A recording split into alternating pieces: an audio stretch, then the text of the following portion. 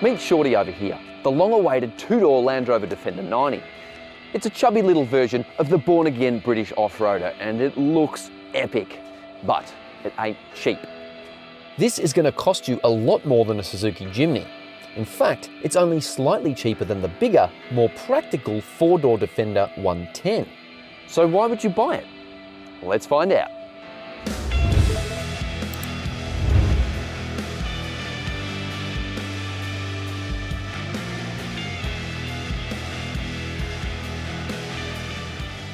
The reincarnated Defender 90 lacks two rear doors and almost half a metre of overall length compared to the Defender 110, bringing more off-road capability, but a price tag almost as big. This Fuji white specimen is fitted with a new 6-cylinder turbo diesel engine and has a base price of around $81,000. But that rises to $92,000 thanks to a number of options fitted, including a pretty cool cloth folding roof. Which, apart from off-road ability, is one thing it has in common with its only real competitor, the Jeep Wrangler. Even more so than the bigger, less purposeful looking four-door Defender, this nuggety adventure machine looks mighty cool. It starts with the gloss white steel wheels and all-terrain tyres that match up beautifully with the car's blocky, almost toy-like design. The front end features LED headlights inspired by its predecessor, while the simple rear end is dominated by flat glass and the spare tyre, but also some impressively detailed LED taillights. This D200 model is powered by Jaguar Land Rover's new Ingenium 3-litre turbo diesel inline 6, and it pumps out plenty of torque.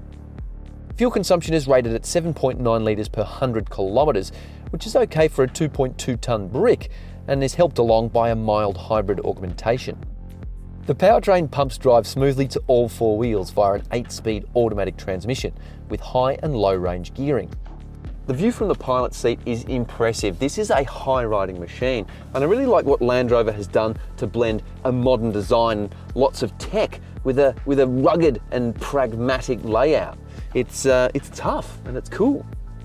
The dashboard design is basic but highly functional, thanks to a fairly straightforward central control panel and an integrated grab handle for the front passenger.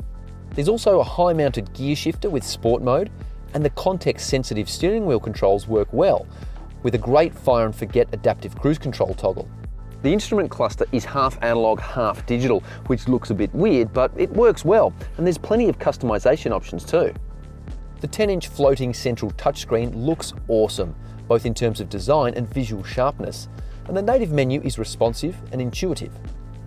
Android Auto and Apple CarPlay are in there, but this model has no wireless phone charger and no head-up display. The Defender comes with a good array of safety tech as standard, and the advanced driver aids aren't too invasive when in motion. Cabin storage is impressive in this British off-roader, with 2 large cup holders, plenty of storage areas for keys, wallets, phones, and this cool storage shelf that runs almost the entire width of the vehicle.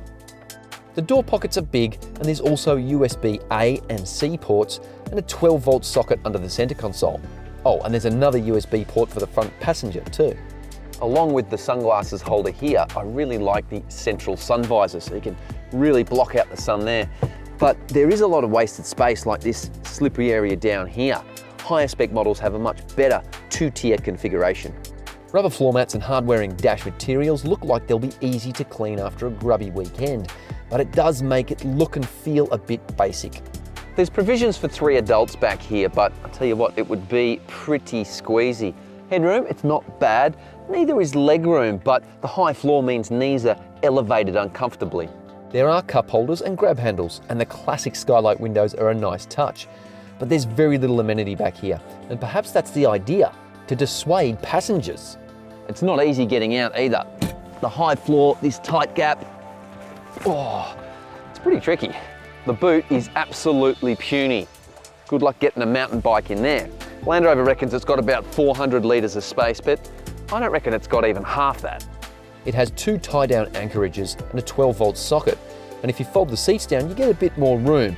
But ultimately, this vehicle is not about hauling people and their stuff. It's about blazing trails, blasting through mud and rocks on roads less travelled, and looking cool while doing it. All right, time to cue the upbeat music.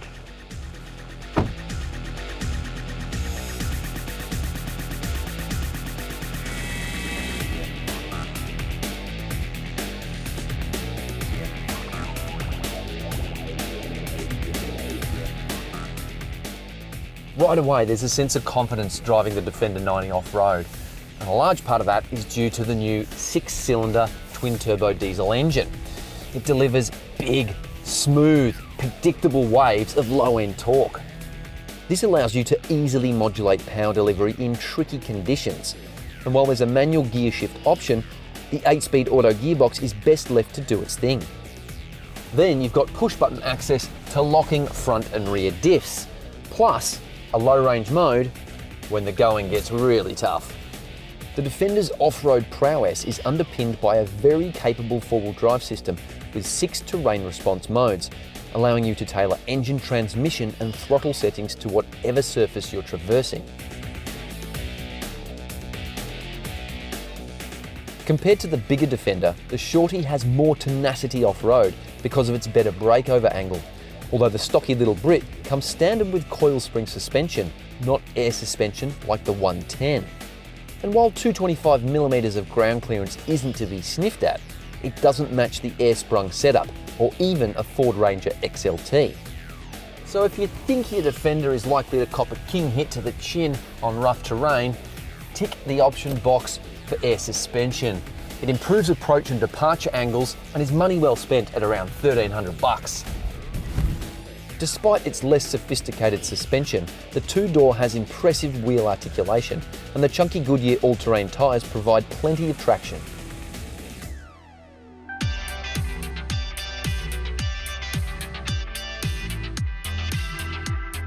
The previous Defender drove like a tractor. This one couldn't be more different.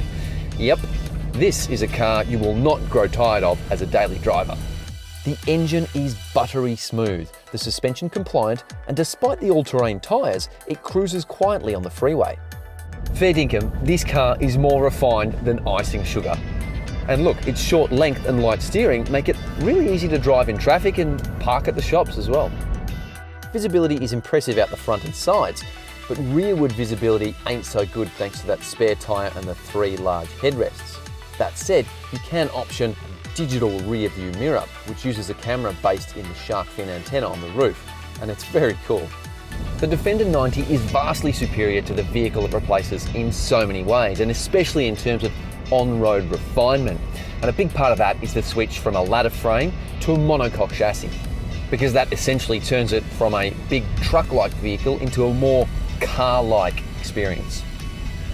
It comes with a 5-year unlimited kilometre warranty with 5 years of roadside assist. Land Rover also offers a 5-year cap price service program at an average cost of $530 per annum. Of course, it has rock-solid off-road performance to match its tough new look and impeccable on-road manners as well. And the icing on the cake? The all-new technologies that are wrapped up in a perfectly practical interior that's both progressive and traditional in just the right measure. Okay, so it might be almost as expensive as the 4-door and more than double the price of the Suzuki Jimny, but I reckon it's at least twice as good as the baby Japanese 4x4 and definitely cooler and more capable than the bigger 110.